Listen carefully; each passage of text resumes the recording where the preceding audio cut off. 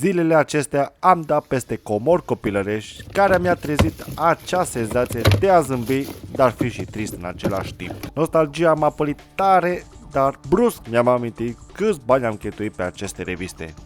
Câți bani au lăsat părinții mei pe aceste reviste neînțelese. PC Games for Fun era abonamentul lunar de Netflix, să zic așa, pentru mine, dacă o luăm în ziua de astăzi. Pe ansamblu, pentru mulți copii și adolescenți din România al anilor 2000, revista aceea nu era doar o hârtie tipărită.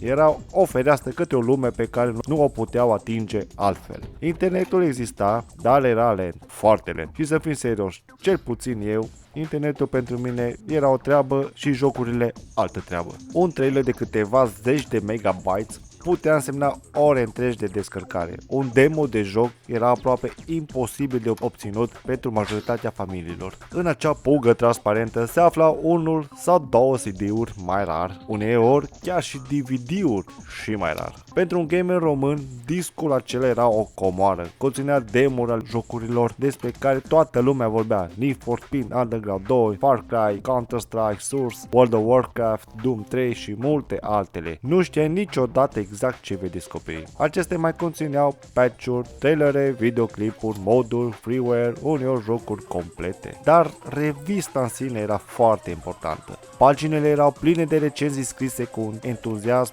nu existau influenceri, streamers sau videoclipuri de tip review sau gameplay. Dacă voiai să afli dacă un joc merita cumpărat, citeai ce spuneau redactorii de la PC Games. Ei erau ghizii unei generații. Prin articolele lor, cititorii descopereau lume fantastice înainte să le joace. Citeau despre jocuri care urmau să apară peste 6 luni și își imaginau cum va arăta viitorul gamingului. În fiecare număr exista promisiunea că ceva extraordinar urma să vină. În acest context au apărut reviste precum Game Over, mai devreme în anii 90, Level și Extreme PC. Între timp, să vedem dacă mai și funcționează ceva din 2004 acum. Revista era produsă de Media Contact din Oradea, unul dintre cele mai importante grupuri editoriale IT din România. Într-o perioadă în care informația circula greu, echipa revistei reușea să adauge știri, imagini și demo-uri din industria internațională direct în camerele adolescenților români. Revista era răsfoită de zeci de ori. Posterele ajungeau pe pereți, CD-urile erau postate în setare și în cutii speciale, numerele vechi nu se aruncau, se colecționau. Ani au trecut și prostul de mine le-a pierdut. Tipic eu de atunci. Internetul a devenit rapid, au apărut YouTube, Steam și rețele sociale. Informațiile care odinioară ajungeau într-o lună au început să apară în câteva secunde. Încet, revistele de gamer au început să dispară. Acum, sincer, nu mă așteptam să meargă jocul.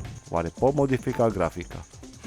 Perfect. Și să revin la partea tristă. La sfârșitul anilor 2000, mai exact în 2009, PC Games for Fun și-a încheiat povestea. A fost o perioadă în care gamingul avea miros de tipar proaspăt, în care așteptarea făcea parte din experiență și în care o simplă revistă putea transforma o după masă obișnuită într-o speranță că vei explora cândva lumi necunoscute. Tu ai prins vremurile acelea? Mai deții măcar o revistă, că poate aș cumpăra una, dar fără să mă prindă soția. Eu am fost Silviovi, toate cele bune, pa!